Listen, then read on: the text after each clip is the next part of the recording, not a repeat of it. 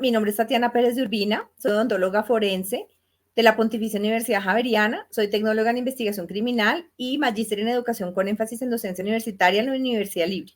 Y el día de hoy vamos a hablar de cómo la falla en la prestación del servicio de salud puede afectar en la pérdida de la capacidad laboral de una persona que ha sufrido un daño por una atención odontológica. Es importante tener en cuenta que cuando un profesional de la salud atiende a un paciente, pues nunca lo hace con la intención de dañarlo. Sin embargo, cuando nosotros hacemos nuestra práctica profesional, pues a veces generamos daños y que son daños pues necesarios para hacer un procedimiento. Entonces, por ejemplo, si yo necesito hacer una prótesis fija, es decir, tengo un diente que me falta y voy a utilizar 2 dientes adyacentes para hacer como un puente, hagan de cuenta. Entonces yo tengo que tallar esos dientes que probablemente puedan estar sanos para poder pues, sustentar ese puente en esos 2 pilares. Entonces eso es un daño, que es un daño necesario para hacer ese procedimiento. Y cualquier profesional de la salud en cualquier lugar del mundo, pues va a generar el mismo daño. Entonces eso es lo que conocemos como una iatrogenia. Ya es distinto cuando, por ejemplo, el profesional es negligente, es decir, no hace lo que tiene que hacer, como debe hacerlo, cuando debe hacerlo. Entonces, por ejemplo, un odontólogo que atiende un paciente que va a estar bajo sedación, pues tiene que haber tenido un curso especial para poder atender pacientes junto con el anestesiólogo o la persona que le va a dar la sedación, porque eso tiene, pues obviamente, unas conductas a seguir durante el procedimiento odontológico. Entonces, es importante que el odontólogo esté preparado. Aquí podríamos hablar que no tiene la pericia, por ejemplo, es más bien una impericia, y la negligencia sería cuando el profesional, por ejemplo, si tiene un paciente con un absceso, no le manda una medicación al paciente, o si ya ve que es un absceso que está muy avanzado, pues debe mandarlo para que el paciente se interne en una clínica. Entonces debe hacer una remisión para internarlo en la clínica porque ya tiene que ser un manejo de antibiótico intravenoso, eso ya no se puede manejar vía oral. Entonces, si no lo hace, pues obviamente es negligente su atención al paciente y este puede sufrir un daño e inclusive la muerte.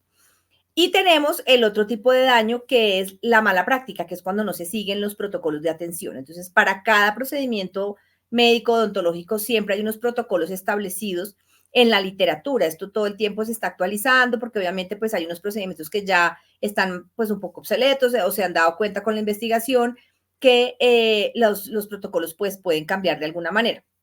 O hay que mejorarlos, hay que reforzarlos, hay que ser un poco más incisivo en el tema, por ejemplo, de un aislamiento completo para hacer un procedimiento odontológico. Entonces, ya ahora para muchos procedimientos es obligatorio hacer un aislamiento completo. Antes solamente se hacía para tratamientos de conducto, por ejemplo.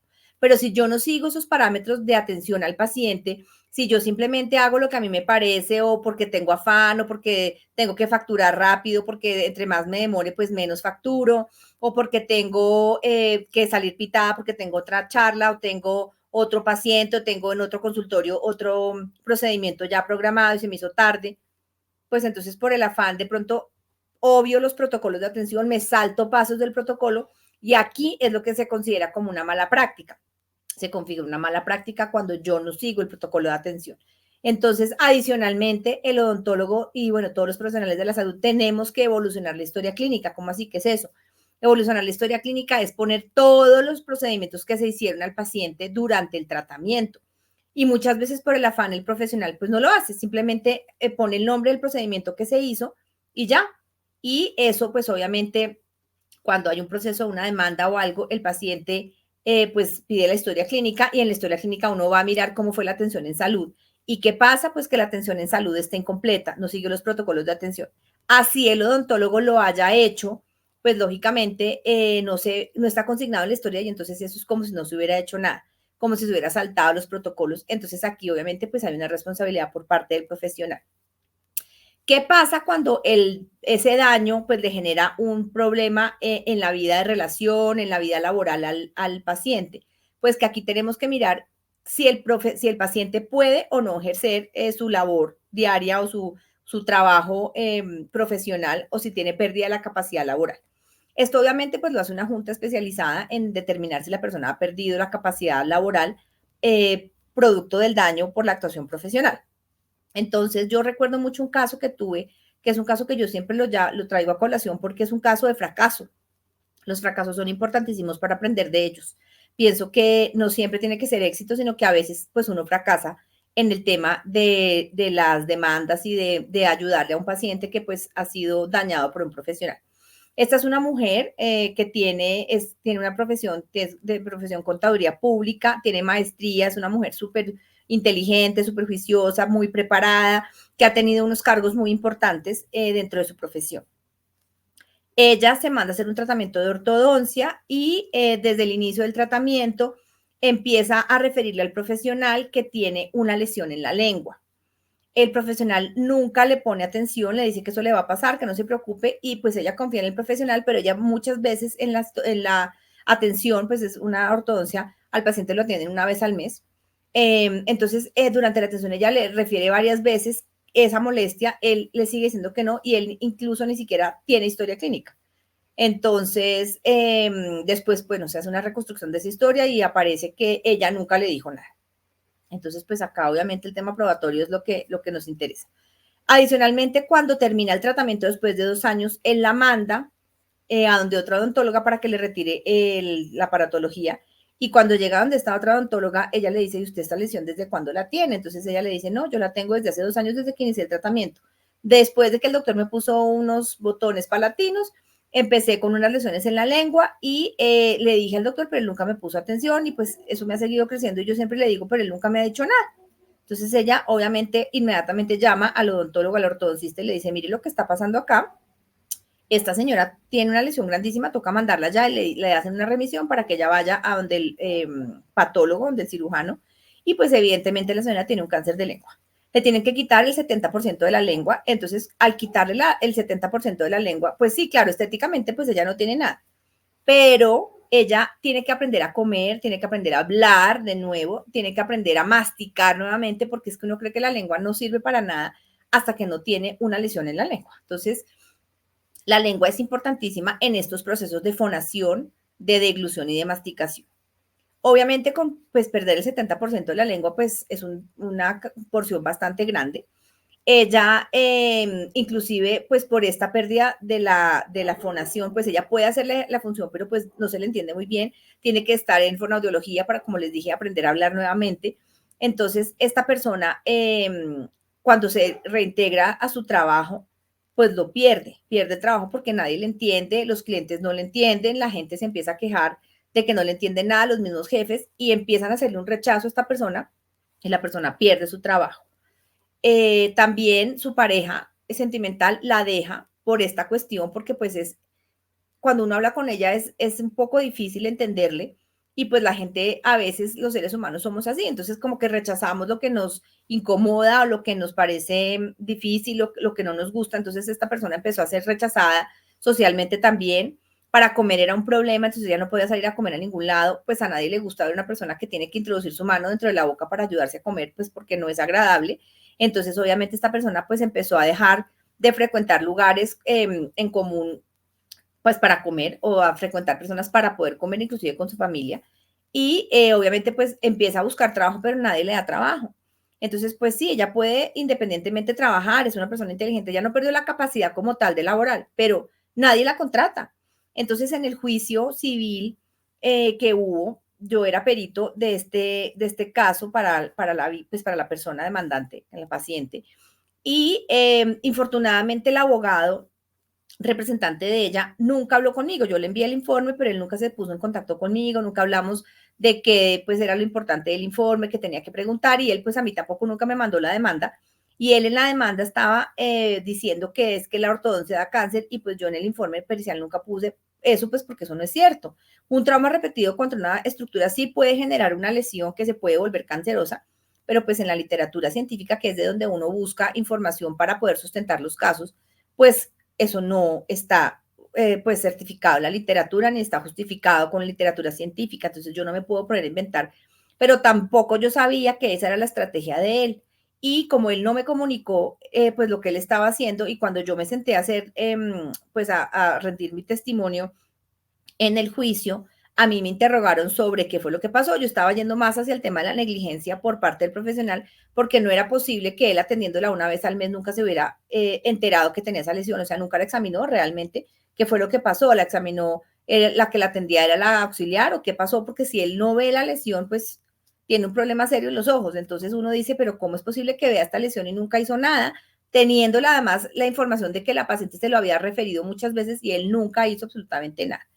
Entonces, obviamente aquí vemos que hay una desconexión total entre el abogado y el perito, que también es gravísimo porque pues el perito no puede ir por un lado y el abogado por otro lado, porque estos son ruedas sueltas que lo que van a terminar es haciendo un accidente, una bomba, un estallido y un fracaso del proceso. Tienen que ir de la mano, el abogado tiene que ir de la mano con el perito, tiene que sentarse a hablar con el perito para saber qué es lo importante del caso, qué es lo importante que encontró en el examen, en los hallazgos, qué debió pasar, cómo debió ser el proceso de atención de la paciente, etcétera. Pero aquí eso nunca existió, nunca hubo comunicación entre el perito y el abogado.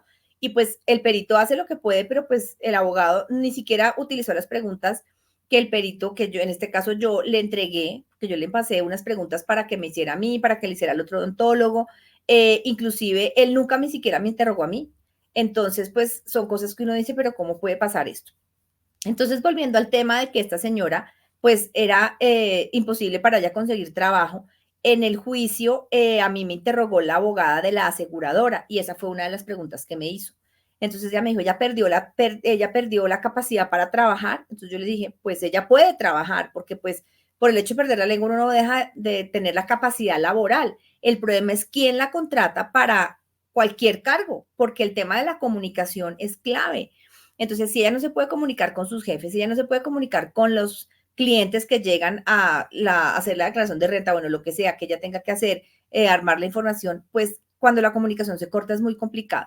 Entonces, en este caso, pues sí, ella no perdió la capacidad para trabajar, pero nadie la contrata y obviamente pues está en una situación económica muy difícil porque pues uno sin trabajo pues tiene que mirar a ver cómo hace para poder sobrevivir. Y ya no tenía pues ninguna otra fuente de ingresos, entonces en este caso pues tocaría evaluar eso, ¿no? ¿Por qué razón no la contratan? Y yo no sé si en la legislación haya, en la legislación laboral haya algo sobre el tema de la discriminación por este tipo de discapacidades. Tocaría entrar a mirar eso con los abogados. Yo la verdad no manejo muy bien el tema, pero sí es importante tener en cuenta que una persona que tiene un daño ocasionado por acción o por omisión por un profesional, pues sí puede llegar a tener una situación como esta. Como les digo, en este caso ella no perdió la capacidad para trabajar, porque trabajar puede, pero el problema es que nadie quiere contratarla y pues ella de pronto no tiene la capacidad para hacer una empresa ella autónomamente. Otro caso que se nos presenta también es un paciente que es enfermero jefe, yo tengo ese caso también, es un hombre joven de 30 y pico de años, él tiene una clase 3 esquelética, es decir, este hueso es mucho más, está más avanzado que el maxilar, entonces es lo que conocemos normalmente como una persona que es belfa. Él, obviamente, por ese trauma tiene una maloclusión, entonces no cierra bien y desgasta sus dientes permanentemente pues por la mala posición de su maxilar con respecto a la mandíbula, etcétera. Entonces, tiene un desgaste pues, avanzado en los dientes y movilidad en los dientes por ese trauma oclusal. Él acude a una clínica odontológica para hacerse una ortodoncia, pero pues esto requiere cirugía. O sea, esto no solamente es la ortodoncia, sino también va acompañada de una cirugía maxilofacial para retroceder ese maxilar inferior y que pues, lo deje en una posición adecuada. Entonces, para esto, primero la ortodoncia tiene que descompensarlo dentalmente, porque cuando uno tiene defectos óseos, lo que pasa es que los dientes tratan de compensar el defecto, pero aquí hay que descompensar dentalmente al paciente con una ortodoncia, luego retroceder la mandíbula, ¿sí? Y luego sí, pues terminar el tratamiento de ortodoncia para dejar los dientes en una posición pues que sea adecuada.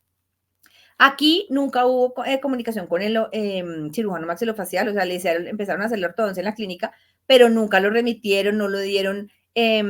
Pues él es un paciente, se supone que los que saben de los profesionales y con quién lo tienen que contactar son los de la clínica o los odontólogos, pero nunca le dieron pues una remisión para un cirujano maxilofacial, entonces solamente le hicieron la ortodoncia y en la ortodoncia la verdad es que la técnica al parecer no era la adecuada porque él ya, como les digo, tenía movilidad previa por ese trauma que tenía.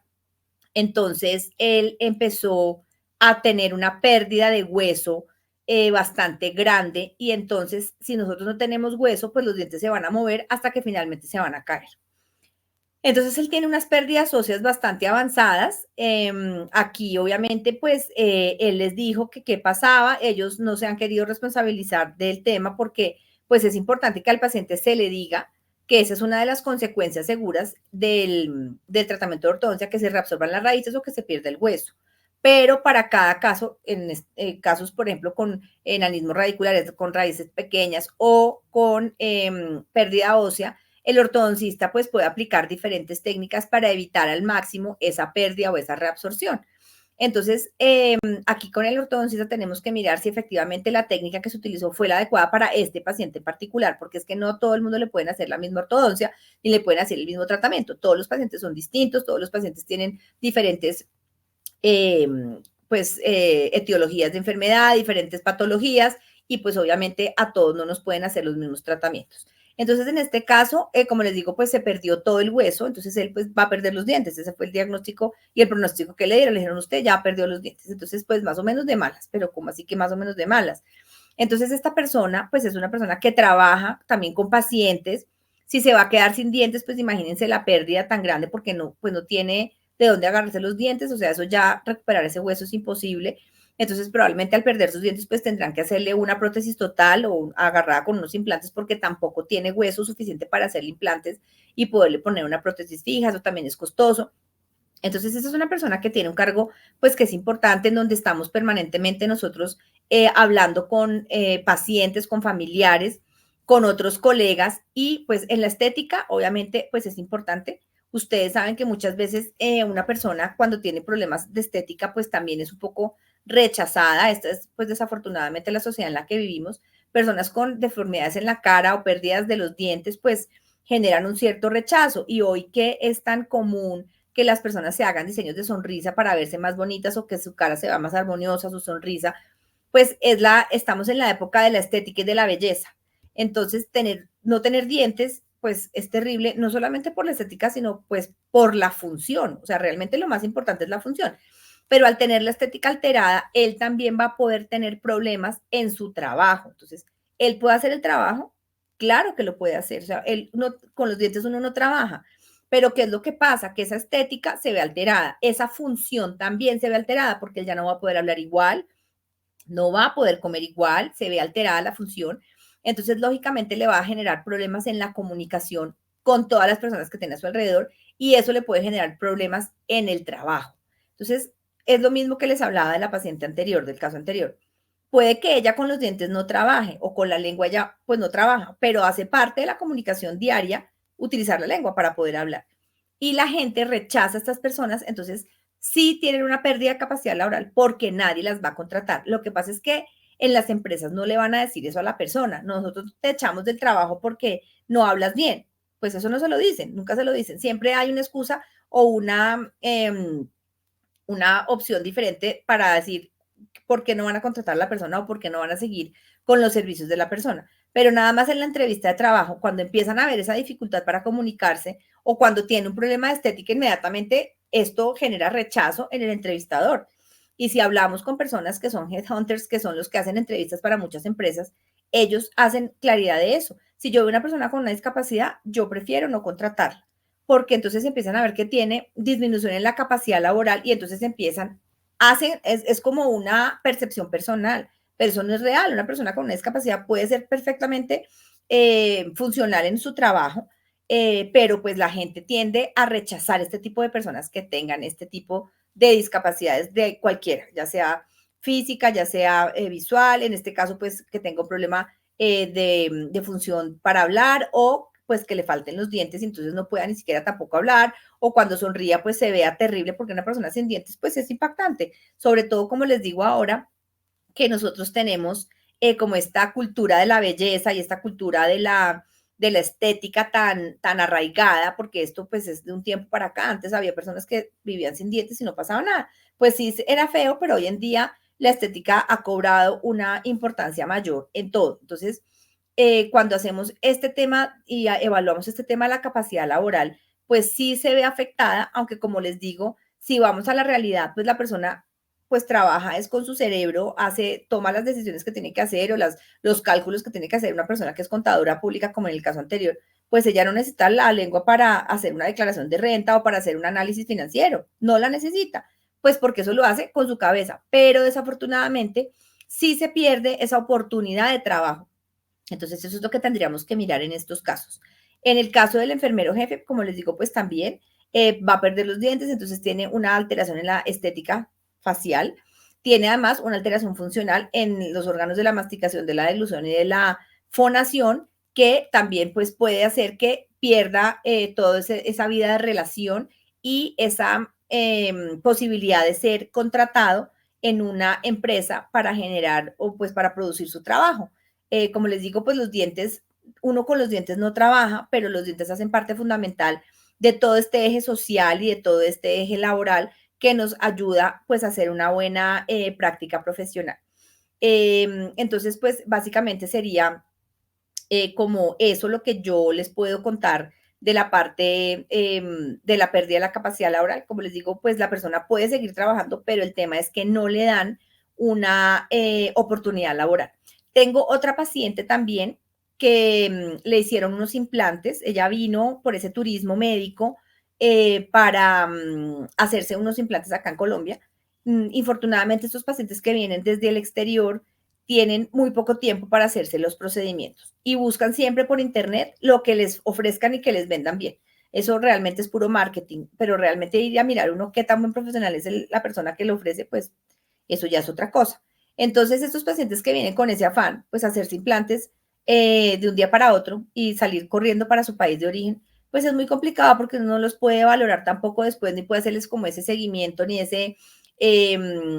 pues mirar esa evolución, porque pues esto puede fracasar si no hay un buen control posquirúrgico y si no hay un buen control durante por lo menos 6 meses para ver cómo va avanzando el paciente pues en su cirugía.